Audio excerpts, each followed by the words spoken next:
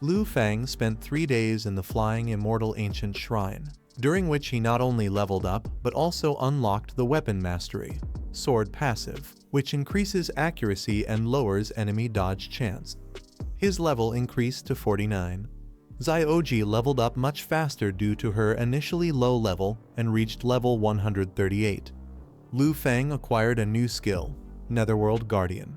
Lu Fang observed Xiaoji's personality more clearly. She is a different kind of dragon, timid, insecure, non-aggressive, and socially anxious. However, she has strong skills in hiding and escaping. After comforting and teaching both Abao and Xiaoji, Xiaoji finally opened up and bonded with Xiao Fei. With this, she learned her new skill, Netherworld Guardian, which allows her to clone herself into 2 suicidal guardians that explode upon contact and release toxic fog. With the 3-day period over, Lu Fang prepares to leave the shrine. 3 days later, Wuxian notices Lu Fang and calls out to him in surprise. He spots Xiaoji in his arms and finds her adorable. Lu Fang introduces Xiaoji as his new dragon pet. Curious, Wuxian asks if she can pet Xiaoji, commenting that she looks squishy like jelly.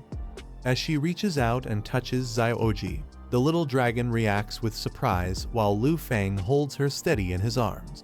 Lu Fang explains that Xiaoji is different from other dragons, being socially anxious, and decides to stow her away. He then casually asks Wuxian if she has been waiting long. Wuxian responds that she almost forgot and has something important to tell him. Clearing her throat, Wuxian announces that she's switching to principal mode. She informs Lu Fang that Zuo Shengeming contacted her yesterday, saying the final assessment at Dragon City Academy is being prepared. Although Zuo said Lu Fang's participation isn't necessary due to his abilities, Wuxian insists that top students still shouldn't skip exams. Lu Fang calls her senior sister, but Wuxian corrects him, telling him to address her normally. She switches back from principal mode, saying it's now senior sister time. Lu Fang comments that time flies, recalling how it feels like just yesterday when teacher recruited him. Wuxian notes that he's always been busy, moving between the extreme north and the Taki Nation. Lu Fang then tells her he wants to go somewhere before the final assessment. He asks if she knows the location of Fallen Dragon Valley. Wuxian is surprised and questions why he wants to go there. Lu Fang then asks if she knows its location. Wuxian reveals that her grandfather's death is connected to Fallen Dragon Valley. 6 months ago, at the bottom ravine of Fallen Dragon Valley, a group moved through the dark forest with torches. One of them called out that there was an open area ahead. Her grandfather, the head of the Yi family, led the group and ordered them to continue forward. He had brought 3 4th tier masters to explore the western forest and reach the valley's depths. Believing in his strength and experience, he intended to annex Fallen Dragon Valley into the Yi domain. Unexpectedly, Fallen Dragon Valley turned out to be a forbidden zone. One of the men commented that the area had become more spacious. However, the boss of the zone was too powerful and couldn't be defeated by the team. One member warned the others to watch their backs as the attack began. Wuxian's grandfather decided to retreat, planning to return later with a larger team, but the situation quickly worsened. As he was injured and his comrades shouted for him to run, the retreat proved more difficult than expected. She recalls how her grandfather was infected by a poison so rare that even Dragon City's priests had no cure. As she cried out beside him, the Huang and Long families used the situation to stir up conflict. In his final moments, her grandfather held her hand and spoke with his last strength. During his retreat, he had heard a single dragon roar deeper within Fallen Dragon Valley. He hoped that one day the valley would belong to the Yi family. Wuxian explains it is a secret asset, then asks why Lu Fang wants to go there. Lu Fang reveals he received a hidden quest to kill a Dragon King level being. Wuxian is shocked, but he confidently says he has enough trump cards now and asks if she will support him. Wuxian smiles and agrees to support Lu Fang without hesitation.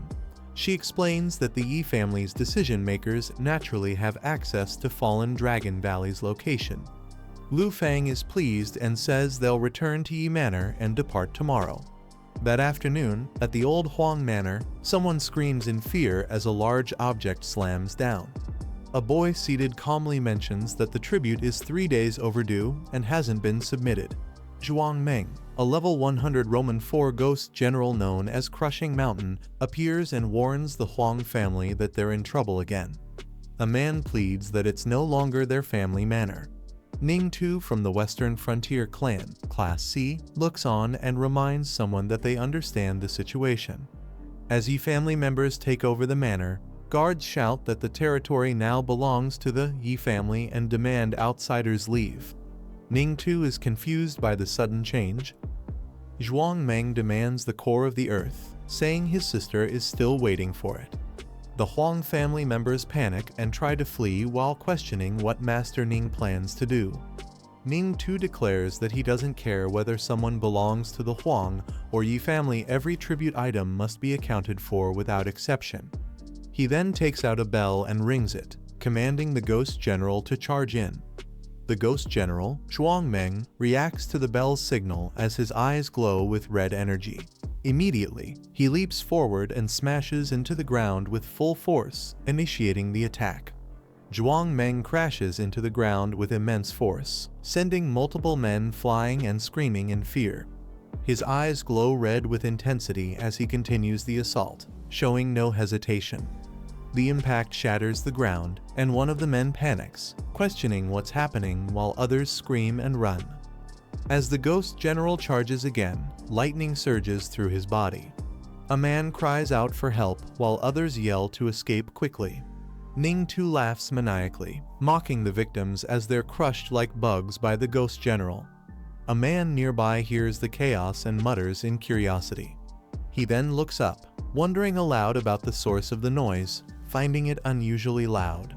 Suddenly, people begin flying and crashing into the area as one of them screams in confusion about what's happening.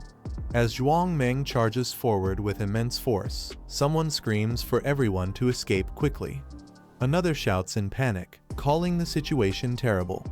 The moment Ning Tu is recognized, fear spreads.